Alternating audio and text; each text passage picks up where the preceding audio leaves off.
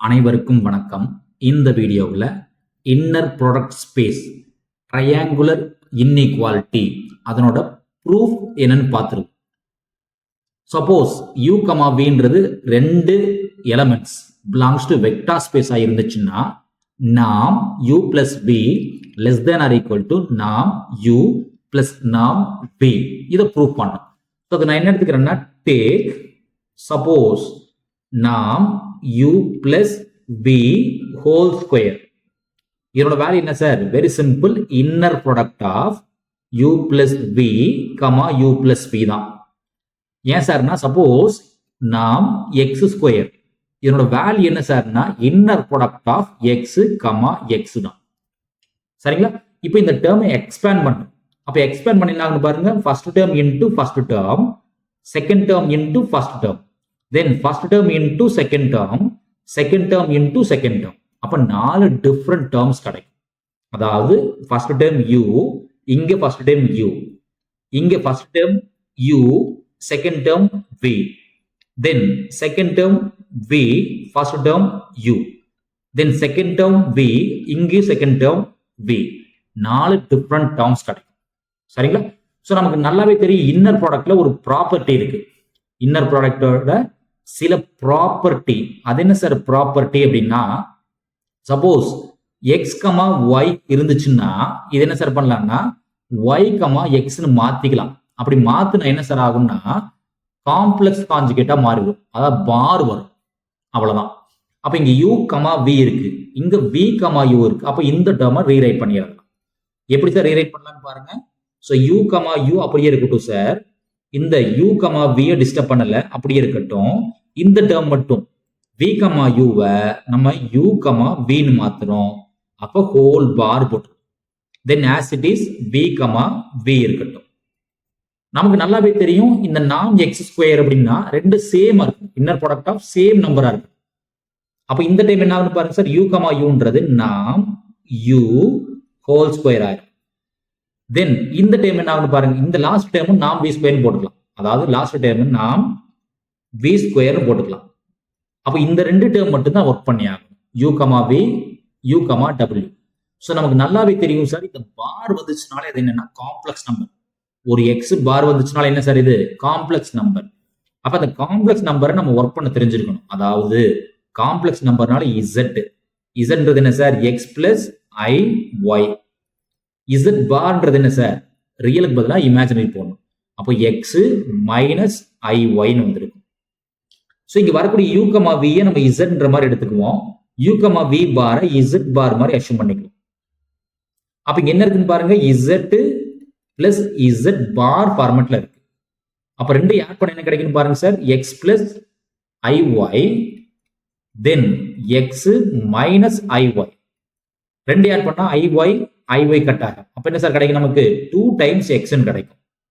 2 times X. இந்த எக்ஸ்ன்றது என்ன sir இது, இந்த இசட்ன்ற அந்த காம்ப்ளெக்ஸ் நம்பர்ல எக்ஸ்ன்றது பாத்தீங்கன்னா ரியல் பார்ட், தென் ஐ இருக்கக்கூடிய டேர்ம் இமேஜினரி பார்ட். அப்போ ஒய்ன்றது இமேஜினரி பார்ட். அப்ப இந்த 2x எப்படி சார் எழுதலாம், 2 இன்டூ ரியல் பார்ட் ஆஃப் இசட்னு எழுதிக்கலாம். 2 into real part of z. இங்க இசட்ன்ற இடத்துல u கமா v இருக்கு. அப்ப இது எப்படி சார் எழுதலாம், 2 into real part of Z. அந்த இசட்டுக்கு பதிலாக inner product u comma v இருக்கு. 2 into real part of Z, இசட்டுக்கு பதிலாக inner product u comma v இருக்கு. சரிங்களா? இப்போ இது இன்னும் மறுபடியும் மாத்திருதுன்னா நாம் u ஸ்கொயர் அப்படியே இருக்கட்டும் சார், டிஸ்டர்ப் பண்ணல. நாம் v ஸ்கொயர் அப்படியே இருக்கட்டும், அதையும் டிஸ்டர்ப் பண்ணல. தென் இந்த ரியல் பார்ட் ஆஃப் இசட் இருக்கு இல்லைங்களா, இதை ரீரைட் பண்ணலாம். ஸோ இந்த real part of z then modulus z ரெண்டையும் கம்பைன் பண்ணலாம்.